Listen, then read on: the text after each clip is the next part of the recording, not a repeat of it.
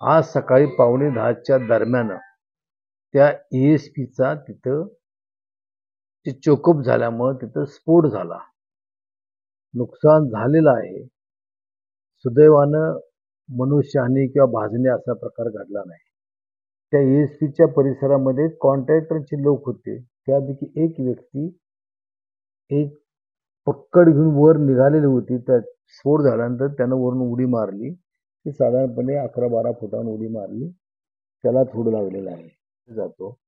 तिथं काही काम चाललं होतं आणि ते काम चालू असताना तिथं 2 कामगार होते. ते सुद्धा भीतीमुळे गडबडले, आवाज झाला आणि ते पळत असताना त्याने उडी मारली किंवा कोण त्यातलं पडलं असेल त्यामध्ये.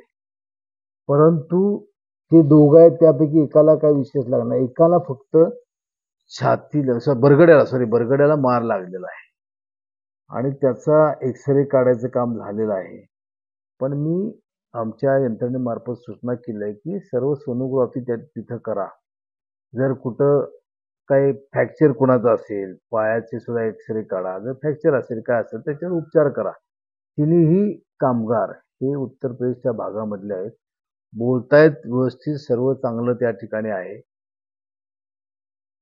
सुदैवानं कुठल्याही प्रकारची मनुष्यहानी झाली नाही. काही मीडियाच्या माध्यमातून बातमी फिरवली जाते की सह्याद्री कारखान्यात स्फोट झाला, काही मजूर भाजले वगैरे असं काही घडलेलं नाही. आणि कारखान्याच्या सर्वच प्रिमाइसेसमध्ये अशा प्रकारची काळजी ही घेतली जाते. कायद्याप्रमाणे घटना घडल्यानंतर 15 मिनिटांमध्ये फॅक्टरी इन्स्पेक्टर आणि बॉयलर इन्स्पेक्टर यांना आम्ही मेल दिलेले आहेत की अशा प्रकारची घटना घडलेली आहे. त्यामुळं लोकांनी किंवा सन्मान्य सभासदांनी, शेतकऱ्यांनी घाबरून जायचं काही कारण नाही. हा प्लॅन्ट अजूनही चेंज ओव्हर झालेला नाही, आपल्या ताब्यात आलेला नाही. ती जबाबदारी ही कॉन्ट्रॅक्टरची जबाबदारी त्या सर्व ठिकाणी आहे. आम्ही सर्वजण त्यांना ते काम चांगलं व्हावं यासाठी आम्ही देखरेख ठेवत असतो. त्यातून ही दुर्दैवी घटना घडलेली आहे.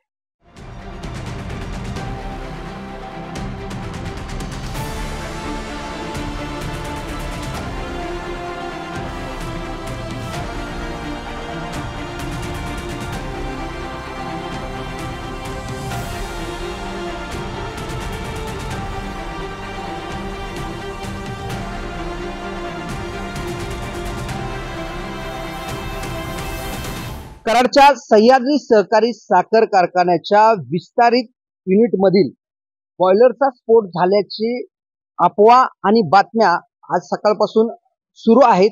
मात्र या ठिकाणी सह्याद्री कारखान्याच्या विस्तारित युनिट मधील बॉयलरला लागून असलेल्या बॉयलर मधून निघणारी जी राख आहे आणि ती राख ज्या ESP मध्ये फिल्टर होते त्या फिल्टरचा आउट आणि इनचा पत्रा निघाल्याने ही दुर्घटना घडल्याचं समोर येत असून या ठिकाणी आपण पाहू शकतो की या ठिकाणी जो चंदेरी कलरचा जो ESP आहे त्याचा आउटलेट आणि इन हे दोन्हीचा पत्रा निघाल्याने ही घटना झाली.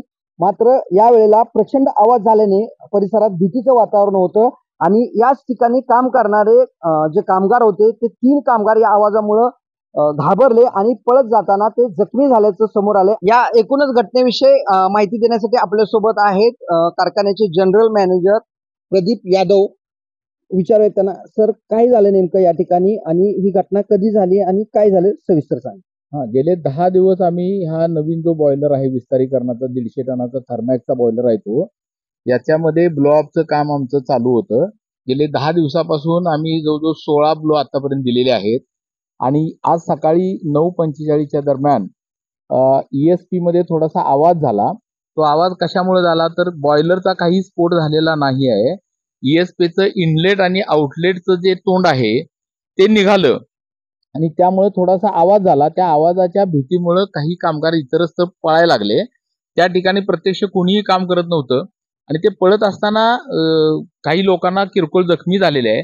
त्या लोकांना कृष्णा चॅरिटेबल ट्रस्ट कराड या ठिकाणी उपचारासाठी पाठवलेलं आम्ही आहे. त्यांचा उपचार पण झालेला आहे आणि आज संध्याकाळपर्यंत त्यांचा डिस्चार्ज सुद्धा होणार आहे. त्याचप्रमाणे या ठिकाणी कोणीही भाजलेलं नाही, कसल्याही प्रकारची आग लागलेली नाही आणि एवढा मोठा स्फोट काय असा झालेला नाहीये. मात्र हे नेमकं जे आहे जे ESP ते काय काम करताना ते बॉयलर नसून काय आहे ते नेमकं? हा ESP म्हणजे काय असतं, तर बॉयलर मधून जी फ्ल्यू गॅस निघतो त्या फ्ल्यू गॅस मध्ये राख असते, ती राख सेपरेट करण्याचं काम ESP करतं आणि त्या पांढरा स्वच्छ धूर आहे तो त्या चिमणीमधून बाहेर जातो. हे काम त्याचं असतं.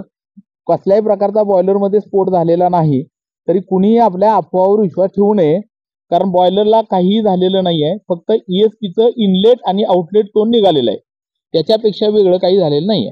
हे नेमकं जी आता तुम्ही सांगितलं ती नेमकी घटना झाली कशामुळं काय अंदाज? एक शक्यता अशी वाटते त्याच्यामध्ये की त्याच्यामध्ये चोकिंग झाल्याची शक्यता आहे. पण काल रात्री ज्यावेळेला आम्ही बॉयलर बंद केला त्यावेळेला ते चोकिंग आहे किंवा नाही हे सुद्धा आम्ही स्वतः पाहिलेलं होतं आणि त्यामध्ये काय तसंच चोकिंगचा विषय नव्हता. परंतु ही घटना का घडली याचंही इन्व्हेस्टिगेशन आम्ही आता सध्या करत आहोत. कारखान्याच्या बॉयलरमध्ये कुठलाही स्फोट झालेला नाही, मात्र राखेचं शुद्धीकरण करून फक्त हवेत वाफ सोडणाऱ्या जो ESP आहे त्याच्यात दाब वाढल्याने ही घटना घडल्याचं या ठिकाणी जनरल मॅनेजर यांनी सांगितलं. दिनकर थोरात, TV9 मराठी, कराड.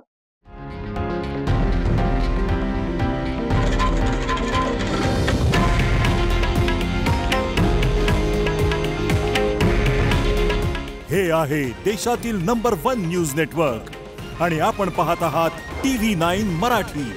काळजी तुमची, हित महाराष्ट्राचं.